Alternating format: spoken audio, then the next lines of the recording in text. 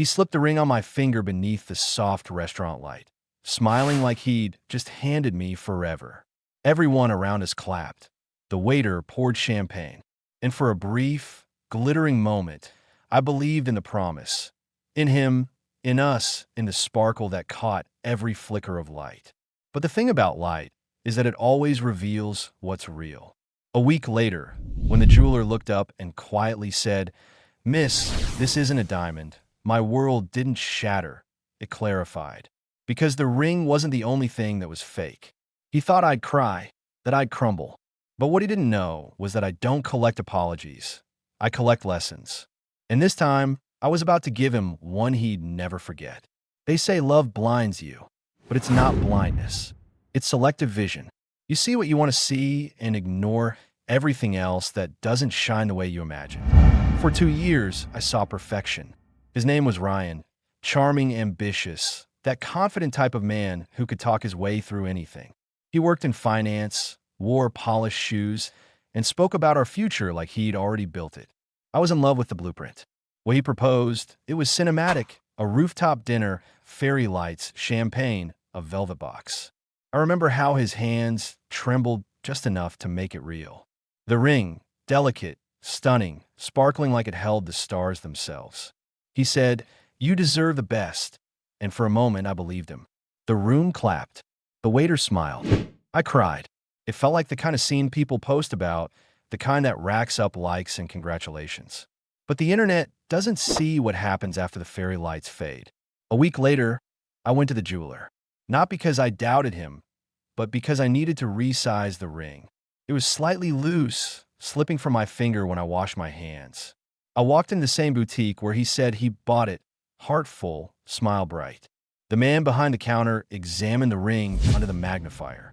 His expression shifted, a flicker of something that made my stomach tighten. He adjusted his glasses and looked up at me carefully. "Miss," he said slowly, "I'm sorry, but this isn't a diamond." I blinked. "What do you mean?" "It's cubic zirconia," he said gently. "A very good imitation, but not real." My pulse slowed, then raced. The words didn't land all at once. They sank in gradually, like poison spreading through the bloodstream. I laughed nervously. "That can't be right. My fiancé bought it here." He shook his head. "I'm sorry, ma'am. We don't sell this model. It's not from our collection." For a second, I stood there, suspended between disbelief and humiliation. I thanked him, walked out of the store, and sat in my car. The silence was deafening. It wasn't about the diamond. It was about the lie. The kind that's crafted carefully, confidently. The kind meant to manipulate, not mistake. I remembered every moment. How he'd spoken to the waiter with that easy charm. How he'd subtly mentioned importing it from Antwerp. How his friends toasted to forever. And I realized he wasn't nervous that night. He was performing. I didn't confront him immediately. Instead, I observed, when betrayal becomes visible, instinct tells you to explode. But revenge, real revenge, requires composure. For 3 days, I acted normal. Texted him sweetly, smiled through phone calls, even planned a celebration dinner. All while collecting receipts, literal and emotional. I called the boutique again, confirmed in writing that the ring wasn't authentic. I checked our conversations. He had told me the exact store name, even shown me a fake receipt once when we discussed insurance. That detail sealed it. This wasn't ignorance. It was orchestration. But why? He wasn't broke. He wasn't desperate. So I started to think maybe it wasn't about money. Maybe it was about control. He wanted me to think he'd given me something priceless, when really, he'd just given me permission to worship him for it. That realization hurt more than the fake diamond ever could. The night of our celebration dinner, I wore the ring proudly, smiling like I was still blind. We met at his favorite restaurant, the same rooftop where he'd proposed. The irony tasted like wine. He greeted me with a grin, that same self-satisfied smirk I used to find charming. "You look amazing," he said. "Thank you," I replied softly. "So do you." Dinner flowed easily. He talked about work, travel, our future house. Every word felt rehearsed. When he reached across the table to touch my hand, the fake stone caught the light, and I almost laughed. Halfway through dessert, I said, I took the ring to get resized. He froze for just a second. Oh, everything okay? Not really, I said lightly, taking a sip of my wine. Apparently, the store you bought it from doesn't sell this model. His jaw flexed. What are you talking about? They said it's cubic zirconia, I continued calmly. Beautiful, though. Almost looks real. He blinked, searching for composure. There must be some mistake. I'll check with Ryan. I interrupted softly. Please don't insult me twice in one conversation. For a moment, he tried to recover, to regain his footing. He even laughed. Babe, come on. It's just a misunderstanding. I leaned forward. You lied to me. You didn't just buy a fake ring. You built a fake story around it. What? His silence answered for him. Then, in a quiet voice, he said, Does it matter? You said yes, didn't you? That line, that single, careless sentence was the nail in the coffin. Yes, I said, smiling faintly. But I didn't realize I was saying yes to fiction. I stood up. He reached for my hand, but I pulled it away. Keep your fake diamond, I said. You'll need something to remind you of what real feels like. And with that, I walked out. That night, I sat by my window, turning the ring over in my palm. It glittered beautifully under the city lights, a perfect metaphor for him, polished on the surface, worthless underneath. I didn't cry. I didn't rage. I planned, because I didn't want to hurt him. I wanted to teach him. He had spent years manipulating people with charm, making others feel smaller so he could feel grander. So I decided to give him something he couldn't spin, couldn't talk his way out of truth. Public, undeniable, poetic truth. And that was the beginning of his lesson. Revenge isn't rage. It's choreography. The trick is to let them keep dancing while you quietly change the music. 4 days after that dinner, Ryan kept calling. He left voicemails that swung between arrogance and apology. One moment demanding an explanation, the next begging for forgiveness. But I didn't respond. Silence, I realized, was the most unnerving sound to a man like him. He thrived on control, on being the storyteller. Without my reactions, his script fell apart. While he unraveled, I got to work. I started by collecting everything that proved his deception. The ring certification, the store confirmation email, our text exchanges, even the proposal video his friend had posted online. It wasn't about revenge yet. It was about evidence. The truth, neatly packaged. Then, I began crafting his lesson. Ryan's biggest weakness wasn't greed. It was vanity. He loved being adored by colleagues, followers, strangers, anyone who'd listen. His Instagram was practically a shrine. Tailored suits, expensive dinners, motivational captions. Hashtag grind never stops. Hashtag luxury life. Hashtag power couple. Our photos, carefully curated for his brand of perfection. So, I decided that's where his lesson would live, on the same digital pedestal he'd built for himself. I didn't plan to humiliate him publicly, not immediately. The goal wasn't to destroy his reputation. It was to reveal it. Let people see what it was built on. But first, I needed to draw him back in. 2 weeks later, I texted him. We should talk. Finally. Where and when? Your place. Tomorrow night. His response came instantly. I'll make dinner. Just us. Perfect. When I arrived the next evening, the apartment smelled like desperation disguised as garlic butter. He'd set the table, dimmed the lights, even played our old playlist. If I hadn't known better, I might have believed it. You look beautiful, he said, eyes hopeful. Thanks, I replied. You look believable. He laughed awkwardly. Can we please not do this? I messed up, okay? I panicked. I want to give you something nice, but couldn't afford the real one. I thought I'd replace it later. Later, I repeated. Like after I found out? He sighed. I didn't think you'd find out. That was his truth. Not regret, but exposure. He wasn't sorry for lying. He was sorry for being caught. I leaned back in my chair. You always said honesty was the foundation of love. I know, he murmured. So I'm just helping you rebuild yours, I said with a small smile. He frowned. What do you mean? I didn't answer. Not yet. That night, I posted a photo on Instagram, my hand with the ring, sparkling under candlelight. The caption read, Sometimes the prettiest things are the easiest to break. But lessons? They last forever. No names, no accusations, just ambiguity wrapped in elegance. Within hours, the comments started flooding in. Compliments, curiosity, questions. And of course, Ryan reposted it to his story with a heart emoji, as if everything was fine, as if he owned the narrative again. I let him. Because the first step of a real lesson is letting them believe they're still winning. Over the next few days, I played my part perfectly. Texts that seemed forgiving, smiles that seemed genuine. We even went out together once. Dinner at the same rooftop, because of course he wanted to relive his highlight reel. He took photos, tagged me, and wrote, "Second chances are rare. Grateful for this one." The comments poured in again. Couple goals. You two are meant to be. Love always wins. I almost pitied them. Almost. Because they didn't know what was coming. Behind the scenes, I was building something far more elaborate. A private webpage. Simple, elegant, password protected. At the top, a photo of the ring. Below it, the story, short, sharp, factual. He said it was a diamond. It wasn't. He said I was lucky. He was wrong. Sometimes people gift you illusions to make themselves feel powerful. But the truth always shines brighter, even when it's not cut from stone. Attached at the bottom was proof, certification scans, text screenshots, voice notes.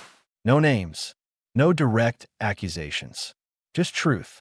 But anyone who knew him, anyone who followed him, would recognize the pattern, the tone, the timing. The final touch? A link hidden behind a QR code that looked like a wedding save the date. The following weekend was his birthday. He was throwing a party, of course, full of colleagues, influencers, friends, and strangers who wanted proximity to his ego. He sent me an invitation, a thinly veiled attempt at reconciliation wrapped in par. Would love for you to come. It would mean a lot. It meant even more to me. I showed up in a simple black dress, diamond earrings, real ones this time, and a calm that made him nervous. He greeted me with a hug that lingered too long. "I'm glad you came," he whispered. "I wouldn't miss it," I said. As the night went on, the drinks flowed, the laughter grew loud, and the speeches began. Ryan loved speeches, especially his own. He raised his glass. "This year's been about second chances," he declared. "About rebuilding trust and remembering what matters most. Love, honesty, and authenticity." The irony nearly made me choke on my champagne. When the applause faded, he turned to me and said, "You want to say something?" I smiled. "Sure." The crowd cheered. I stepped forward, took the mic, and began softly. "Ryan and I have been through a lot," I said. "We've learned what's real and what's not." A few chuckles. He grinned, assuming this was my public forgiveness tour. "So tonight," I continued, "I want to give him something back, something truly one of a kind." I handed him a small envelope. "It's a link," I said. "Scan it. It's a surprise." He laughed, scanning the QR code with his phone, still unaware. The projector behind him flickered to life. And there it was, the webpage, the ring, the story, the proof. The room went silent. Someone gasped. Someone else whispered. His face drained of color. I looked at him calmly and said, "That's what real looks like." Then I set the microphone down and walked out, leaving the echoes of truth behind me. The next morning, my phone buzzed nonstop. Messages, calls, articles, screenshots. The post had gone viral.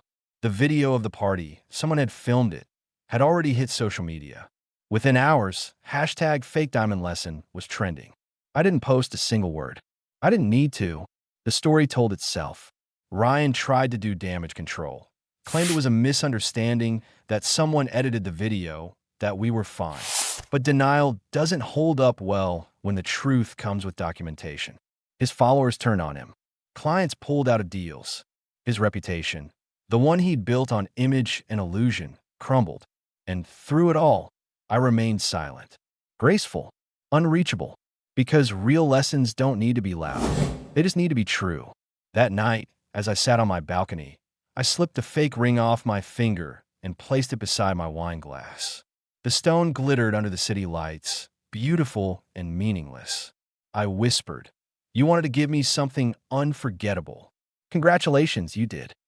Then, I tossed it into the dark, watching it disappear like every lie he ever told. I didn't smile. I didn't gloat. I just felt lighter. Because the best revenge isn't about winning. It's about ending the game. The thing about truth is once it's out, it doesn't go back quietly. It echoes through phones, group chats, boardrooms, and whispers at dinner tables. By the next morning, Ryan's world was no longer gold-plated. It was cracked wide open. The viral video had done what I never could, shown people who he really was without me having to say a word. The internet is merciless, but in this case, it was poetic. Influencers who once toasted his power couple goals unfollowed him overnight. His company released a statement about reevaluating partnerships. And the man who once bragged about authenticity was trending under hashtag #FakeDiamondRyan. I didn't post anything. I didn't need to.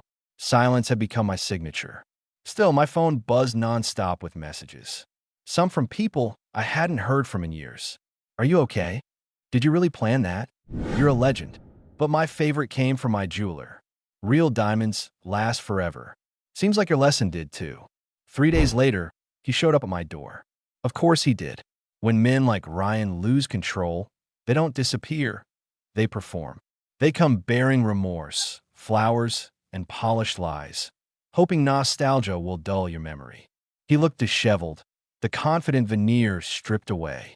We need to talk, he said, voice shaking. I crossed my arms. About what? The weather? The trending hashtags. He sighed. You made your point, okay? You humiliated me. Are you happy now? I tilted my head. Happy? No. Educated? Absolutely. He frowned. You could have just talked to me. I did, I said softly. You just didn't listen until there was an audience. He winced, the words hitting harder than I expected. I made a mistake. I panicked. I wanted to impress you. By lying to me? He hesitated. By keeping you. That stopped me. Not because it was romantic, but because it was honest. He didn't love me. He loved owning me. The image, the admiration, the reflection of himself in my eyes. You didn't lose me because of the ring, Ryan, I said. You lost me because you made me question my worth and then underestimated my power. He ran a hand through his hair. I don't even know who you are anymore. I smiled. Exactly. Then I closed the door in the weeks that followed. The chaos turned into clarity. The video became a cultural talking point. Talk shows debated it. Articles dissected it. Some called me ruthless. Others called me inspiring. I didn't correct either side. A real woman can be both. A journalist reached out to interview me. At first, I refused. I wasn't interested in fame. But then she said something that made me pause. You've started a conversation about value. Not just material, but emotional. People are listening. So I said yes. The interview was live, minimalist studio, soft lighting, honest questions. The host began, You've become a symbol of standing up to deception. Do you regret exposing it? I smiled gently. No, because it wasn't exposure. It was revelation. I didn't create the lie. I just stopped protecting it. She nodded. Some say what you did was cruel. I leaned forward. Cruel is when someone sells you a dream wrapped in dishonesty. Telling the truth? That's mercy. The clip went viral within hours. My words, raw, deliberate, resonated with people who'd been silenced by manipulation. Suddenly, I was being invited to panels, podcasts, and empowerment events. But what meant more than any spotlight were the messages flooding my inbox. Your story gave me courage to leave. I realized my worth because of you. He gave me a fake promise, but your words gave me strength. For the first time, my pain had purpose. Meanwhile, Ryan was spiraling. Friends told me he tried to spin the narrative, said I'd overreacted, that I was bitter, that I'd taken things too far. But his words carried no weight anymore. People had already seen the evidence. His brand partnerships dropped. His company temporarily suspended his leadership role. And in the digital world he once ruled, he became invisible, which, for a man like him, was worse than being hated. Then, one night, I got a message from an unknown number. You won. I hope it was worth it. I typed back slowly. It wasn't about winning. It was about ending. He never replied. Months passed. The frenzy faded. But the story, my story, didn't die. I started getting invitations to speak at women's conferences. I turned them down at first, then realized this was the real lesson. Not his. Mine. So I accepted. The first event was small, a cozy cafe gathering with 40 women. I walked in nervous, unprepared, and unexpectedly emotional. But when I started talking about trust, deception, and reclaiming power, the room fell silent in that way people do when they're not just hearing, but feeling. I said that sometimes the most expensive thing you can give someone is your belief in them. In the moment they cheapen it, you have two choices: break or build. I chose to build. The applause was gentle, genuine, not the kind that fills a room, but the kind that fills your soul. That was the night Real Lessons was born. Real Lessons started as a series of workshops, women sharing stories of betrayal, rediscovery, and strength. It grew into a podcast, then a brand. A community built on truth, transparency, and the belief that pain is recyclable. If you use it right, it turns into wisdom. Within months, sponsors reached out. Magazines featured it. Collaborations followed. The irony wasn't lost on me. The man who gave me a fake diamond had accidentally given me a real empire. One evening, as I was recording an episode titled The Price of Deception, my co-host asked, "Do you ever think about him?" I paused. Sometimes, I admitted, but not with anger, more like curiosity. I wonder if he ever looks back and realizes the difference between something that shines and something that lasts. Do you miss him? I smiled. No, I miss the woman who thought she needed him. We both laughed softly. That night, after the recording, I scrolled through old photos, not with nostalgia, but gratitude. Each one was a reminder of how far I'd come. I paused on one, the engagement photo. The fake diamond glinting under the fairy lights, his arm around me. It didn't hurt anymore. It looked small. So I posted it one last time with a new caption. He gave me a fake diamond. I gave him a real lesson. And I gave myself something priceless: peace. The post blew up. But this time, it wasn't gossip. It was empowerment. The comments weren't mocking. They were thankful. You turned pain into power. You're what real looks like. This is the closure we all needed. I closed my phone and smiled. Because the story wasn't about him anymore. It never really was. They say closure comes when you stop waiting for an apology. But for me, closure came when I realized I didn't need the apology or the person who owed it.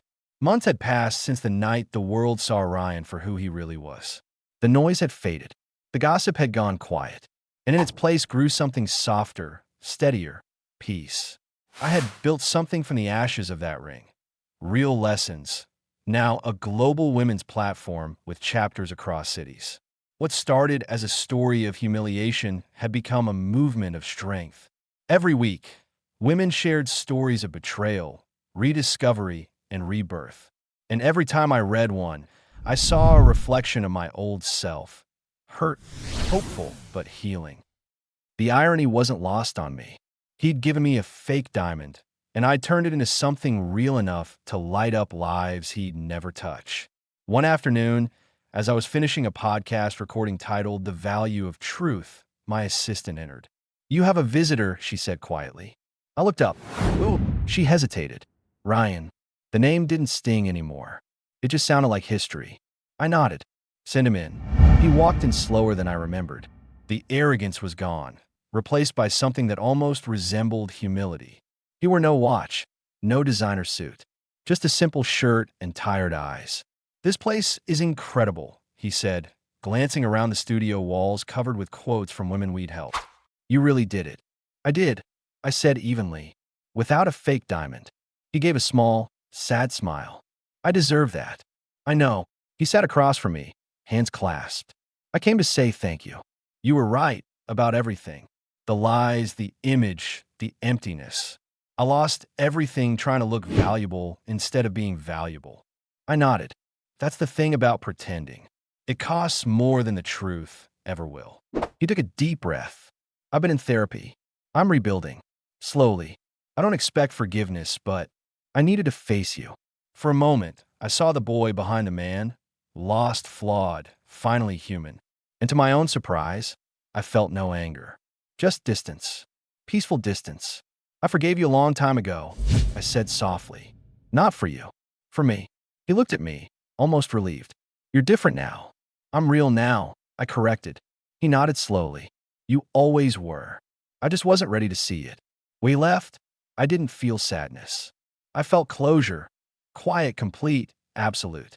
That evening, I sat alone in my office, watching the sunset through the glass wall. The light hit the shelf behind me, reflecting off a small glass case. The same fake ring, now preserved as a reminder. Not of betrayal, but of transformation. I picked it up, turning in my fingers. It glittered beautifully under the fading sun. An illusion, still, but one that had taught me everything I needed to know about value. Not all lies destroy you. Some redirect you. Weeks later, I traveled to London for the Women of Impact Summit. I was invited as a keynote speaker. The theme, authenticity in a world of appearances. The irony, again, wasn't lost on me. As I stepped onto the stage, thousands of faces looked up. Cameras flashed. I took a breath and began. When I was proposed to, I thought I'd been given forever, I said. It turned out to be a flawless imitation of love, of truth, of worth. But here's what I learned. Imitation shines only until real light touches it. Then it fades. Truth doesn't. The room was silent, captivated. I used to think revenge was power, I continued. But power isn't in breaking someone else. It's in rebuilding yourself. Because nothing terrifies a liar more than the person they broke becoming unstoppable. Applause erupted. Not polite, but thunderous. I smiled, not for the validation, but for the full circle moment it represented. After the event, I stepped outside into the cool London evening.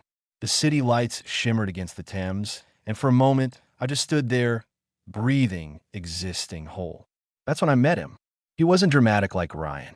He didn't arrive with charm or promises.